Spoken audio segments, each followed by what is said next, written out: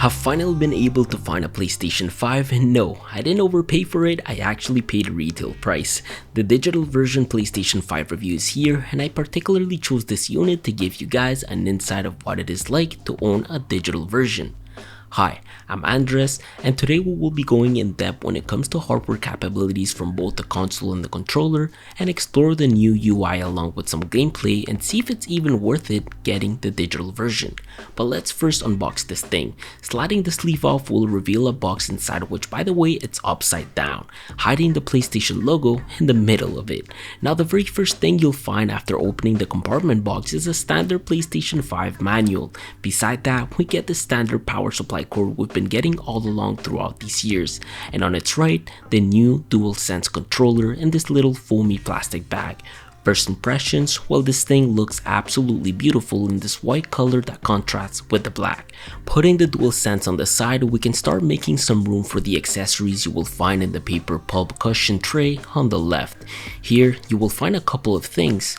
First, Sony have included an HDMI cable like they always do with their products, and we also get a PlayStation 5 stand with some nice rubber and plastic to allow the console to sit vertically or horizontally due to its curves, but more on that later. With the HDMI cable out of the way, we can open the little compartment where the controller came and find a USB-C cable to charge the new generation of controllers, but here comes the most exciting part, sliding the console out. I know, super satisfying. We've got a couple of paper pulp cushion trays that keep the console in place within the box, but within this foamy plastic bag you will find this beautiful matte white PlayStation, and I'm not gonna lie, it's quite heavy and bulky at 4.5 kilograms, and yes, I did place it vertically without the stand, but overall we get a controller, a USB-C charger for the new DualSense, a regular power cord with an HDMI cable, and of course the manuals which no one ever reads, and the stand itself in case you want to support it vertically and horizontally, but overall this is what you get inside the box. The console itself is extremely good looking. I really enjoy the white matte plastic plates which are extremely easy to remove. You simply just hold the bottom, choose a corner, and pull up by sliding left, which made me realize that the PlayStation logo is an actual cutout and not an engrave on the plastic itself. It does have a glossy centerpiece which accumulates quite a bit of dust and fingerprints, but the console overall has some nice details. I really like how the inside of the plastic is engraved with tiny PlayStation icons, the Sony logo engraved on the top, and we've got a few logos in the back as well. It does seem to have some vent grills almost all around it, but in the back is where most of the heatsink heat dissipates. As for IOs, this particular model is thinner due to the fact that we don't have a disc tray, which is exactly why we are missing an input next to the power button. On top of these, we've got a super speed USB-C with 10 gigabits per second port and a regular USB-A port, but in the back is where you'll find a couple of 10 gigabit USB Type-A ports along with a LAN port, your HDMI output, and the power connector. And just hear this sound. Nice. Just know that a USB storage is not compatible with a USB Type-A port in front of the console, and it seems like that particular port has been causing issues for some people when it comes to charging your DualSense. Nevertheless, this year's controller grips absolutely well. My hands do wrap well around these beefier handles, and I have to say, even though it weighs 280 grams, this new design seems to have great weight balance since it rests well in my hands. I love the black contrast theme they have going on, which goes even better with these glass looking like buttons. There is an incredible attention to detail on the thumbsticks themselves, the texture grip in the back that matches the console covers, and the floating light touchpad which glows in blue. We also no longer have a share button since it's been replaced with a create button. In addition to that, we now have a mic on the controller itself with a little toggle button to control it, but we still get the regular speaker, a newly shaped PS button, and a 3.5mm headphone jack with some copper pickups. Although it seems like the main focus this year are the new adaptive triggers. These new triggers are no longer with deeper travel and haptic feedback, which is exactly what we are about to experience in the Astro's Playroom later on. But before, I'm definitely not planning on keeping the console like this. Towards the bottom of the console, you'll find a cap in order to install the stand disc. Now you can either reveal the screw and go ahead and use it if you're standing it vertically, or if you want an horizontal look, simply align the icons in the back of the console to the clip clip of the stand, but I actually went ahead and ordered a wall mount in order to make it look cooler. I do have to thank Storyblocks for sponsoring this video and allowing me to always make awesome cinematic clips and introduction for my videos. Storyblocks is an all-in-one platform with a royalty-free demand-driven library that gives you unlimited access to over 1 million stock downloads and flexible licensing for your video work. With their unlimited all-access plan, you can download high-resolution videos, awesome stock music like in this review, and sound effects just like you heard in the introduction. But one of my all-time favorite assets to use within my clips are their overlays, simply because these allow me to truly create movie-like scenes to make my videos feel cinematic, a bit like the Avengers movies. Don't forget that if you're ever in need of images, they deliver great photos, illustrations, and vectors for you to use within Illustrator. So do yourselves a favor and upgrade your video work by heading to storyblocks.com/AndresVidosa and check out their plans to allow your edits to be immaculate. Thank you so much Storyblocks for sponsoring this PlayStation 5 review and allowing us to bring awesome tech into the channel. When I finally got the mount for the PlayStation 5, I also realized I had ordered a mount for the controller as well. This did mean I had to drill the wall in order to install this whole thing, but I'm not gonna lie, mounting the PlayStation on it was extremely satisfying.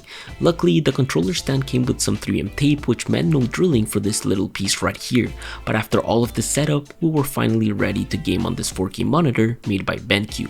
At first glance, the very first time you turn it on, the PlayStation welcomes you with this super awesome introductory screen that almost feels and looks like what exactly happened during the Big Bang. I've gotta say, it's quite of an exciting experience for first time users. Like in the past, it'll prompt you to connect your DualSense controller with the help of the USB-C to USB-A cable that came in the box, which leads to pressing the PS button for the setup. Setting it all up takes a few minutes, whether that's choosing your language, adjusting your display area along the HDR, and even the power option modes. There will also be a few quick updates to do for both the console and the controller itself. From here, you can go ahead and sign in with your PSN or simply create an account if it's your first console. You'll then be prompted to set up your account within your particular PS5, and towards the end, you'll find a few suggested apps to download right away. I haven't owned a PlayStation 4 for about a year now, so I sadly have no data to transfer over. Now the new UI is absolutely awesome. To start off, you have the ability to choose your accounts. You can also log in with a desired online status, and if you don't have an account registered, you can either add one, create one, or choose to play as a guest. By logging in, you will find a new row of icons within the home screen, which looks very clean. The PlayStation Store is so much better laid out within this gen's console. It loads fast, it comprises a very simple navigation menu that integrates well thought out categories within every single tab, and I truly like the browsing page because it allows you to browse the whole store with ease. On top of that, they made the utilities quite accessible. In here, you'll be able to search for titles, take a look at your overall wish list, your entire cart, and even edit your profile related to your PS finances. I do have to say, I really like the new info layout along with the game data displayed on the right and the accessibility offered to add items to your wish list in order to get notified when these go on sale. Follow a game for more news and information, and you can also find all the variants for this particular title. In the home row towards the right of the PlayStation Store, you will find all of your games and apps. It's actually pretty awesome since whenever you hover over the game, music might play, but keep in mind it's developer dependent, so not all games will do it. Scrolling down, you'll have the ability to play it, a few options on the right, and you can check your trophy progress along with some extra information for certain titles. Moving on, you'll find the PlayStation Plus, which is simply an explore page with information related to the service as well as the premiums that it comes with, which is not to confuse with the PlayStation Now on its right, since this is a separate service that can be thought of as the Netflix of the entire PlayStation games library. So instead of buying the titles, you can pay a monthly membership to have access to a lot of PlayStation games.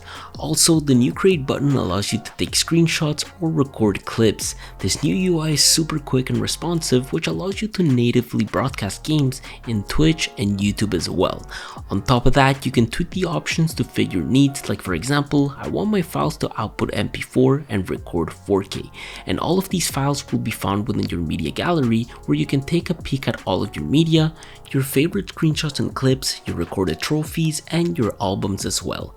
Moving on, you'll also have the remote play, which is pretty self-explanatory, and at last, the game library. Awesome enough, the game library integrates your current installed console games, your entire collection of games within this account, which also includes games you've played on the PlayStation 4. You'll also find your PlayStation Plus titles and your PlayStation Now collection as well. Within the home menu, pressing R1 will lead you towards the media applications page. These are the current media apps I have installed, but you can always download more, and you can obviously browse what's currently hot within certain services. The homepage also has an utility bar where you can search for pretty much anything within the console and its services, which also includes your friends, a new settings UI which is very similar to the PlayStation 4, although I did realize that the nested menus are better organized, and at last, a profile menu where you can quickly change your online status, take a look at your profiles overview where you can check out your progress and trophies, your friends list, accolades, which is sort of a rewarding system in between players when behaving in multiplayer matches, and also within this overview you can edit your profile and more. Also within the profile menu, you can take a look at your trophies, switch users, and log out. But one of the coolest things about this new PlayStation UI is the control center. A lot of the followed games you've chosen from the store will deliver their news in here, and I honestly just love how it won't interrupt any of your games while playing them. There's also a switcher feature which cold starts games, but I realized that this is not a multitasking feature by any means, because it can only run a game at once. You also have some notifications, your friends list and parties, your music which can be linked to your Spotify account, as well as the ability to quickly adjust some sounds and microphone settings on the fly, which comes in really handy. The rest of the control center bar simply allows you to check your current accessories being used, your profile, and the power. But if there's anything you don't particularly find yourself using, you can always modify this menu and choose what things you'd like to have. But let's quickly use the switcher to dive deeper into the games. Astro's Playroom is what allows you to discover the potential of the new DualSense. I heavily recommend playing this game prior to anything else. In here, you'll be able to experience the vibrations, the adaptive triggers with force feedback, the touchpad, the motion sensor, and the microphone. The whole game is a simple story with worlds that offer unique sensations through the controller. In other words, it allows us gamers to experience and feel in-game movements, objects, and surfaces through the DualSense. It is overall a super fun game to play, and to be honest, I really enjoyed rock climbing the jungle with the help of the motion sensor. But I don't mean to spoil any more of the game, so let's dive deeper into something like Warzone. Keep in mind my BenQ monitor delivers 4K HDR at 60Hz, and within the PlayStation settings, I made sure to change my game presets to performance mode for higher frame rates. Playing Call of Duty with this new controller definitely felt different, in a good way, but it was super funny to see how you can hear people through your controller speakers. Overall, the game looks so good in 4K HDR. I'd say it's almost comparable to my custom PC, but if you're within your settings and realize your monitor supports 120Hz, make sure that within the save data and game app settings, you are able to change your game presets to performance mode to automatically enable it. Other than that, on my 60Hz monitor, I really didn't notice any difference in Warzone when playing on performance mode or resolution mode. Seems like it only affects FPS if your monitor supports 120Hz. Jumping into Spider-Man Miles Morales, you'll realize that this next-gen title takes around 30 seconds to completely load into the game menu. I can also keep my settings on game default because we can change our graphics mode within the game. I wanted to experience the full potential of ray tracing, which looked absolutely insane. Even though I'm playing on 30 FPS, the game doesn't seem laggy at all, even when fighting some crime. But if 30 FPS is something you don't particularly enjoy, you can always mix it up with performance RT 1080p at 60 frames per second, which delivers some decent ray tracing. Just know that as of right now, you cannot use ray tracing and 120 FPS in games like Call of Duty. Overall, it's been extremely fun playing these titles within this next gen console, and I'm amazed at the thermals this thing outputs. For the small amount of time I've owned this, I really haven't experienced crazy temperatures, and because of it, well, the fan noise is pretty close to non-existent. I did notice that the battery life on the DualSense lasted about 6 to 7 hours after playing Astro's Playroom, but on the second occasion I charged it, playing Spider-Man and Warzone definitely delivered around 10 hours for me. It's probably due to the fact that Astro's Playroom is super controller focused. Now, even though the digital and disc version have the same DualSense, the console experience is different. Or is it? The biggest difference is literally the 4K drive, because the in-game performance is the same, and like always, disc-based PS5 games will use the same storage space as digital downloads, but you might regret buying the digital version when you start browsing the net and realizing that there are better deals on physical copies compared to the digital ones on the PlayStation store.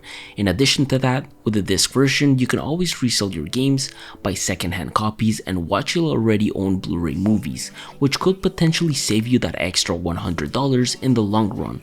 This is why most people suggest not getting the digital version. You make up that $100 in a year or two easily. Plus, don't forget that selling your console with no games is a downside for the buyer. But listen, I was given the choice to either get the disc version or the digital version, and I chose to get digital, mainly because I know for a fact I'll literally never use the drive, and I don't particularly find myself buying a lot of games. But to be honest, buying a couple of copies of Spider-Man is money I will never get back, mainly because these are story-focused games unlike Call of Duty, FIFA, NBA 2K, where you literally keep these games for a full year since you play them online. So for most consumers, not being able to resell your games after you're done with them is a huge downside. In my opinion, if you find yourself playing online titles and you don't previously own any physical copies, the digital version might be worth it for you. Else, I strongly suggest you save that extra $100, be patient, and get a disc-based console. A long-term review will be coming because I will most likely change the PlayStation's location and get a TV on the wall. Dear parents and family, please make sure you don't get a physical disc for Christmas if your kid has a digital version console. Other than that, I will see you all in next week's video, so stay tuned for a budget productive MSI laptop review. Thank you Storyblocks for sponsoring these videos, and people of the internet, I'm out.